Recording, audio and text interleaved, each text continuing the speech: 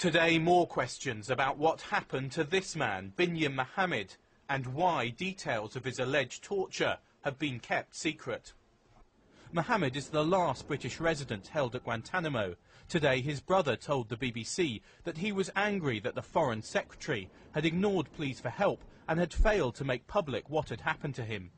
I feel betrayed. The fact that I was writing to a person who actually doesn't have any consideration in what has happened to a human being, knowing that he has been informed about what has gone through, and that to block this is unacceptable. Binyam Mohammed was captured in Pakistan trying to leave the country on a false passport. The CIA then flew him to a secret prison in Morocco, where Mohammed says he was tortured, including being beaten, hung and cut with a razor blade. He says the UK was complicit. But the full story is in secret US intelligence documents. High Court judges yesterday said they could not release the information because of a threat from the US to rethink the way it shared secret intelligence with the UK.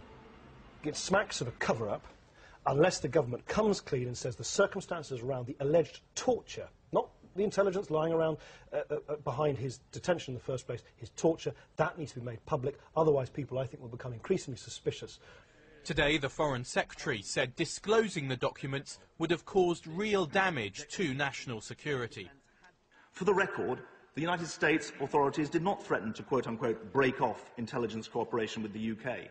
What the United States said, and it appears in the open public documents of this case, is that disclosure of these documents by order of our courts would be, and I quote, likely to result in serious damage to US national security and could harm existing intelligence sharing information between our two governments.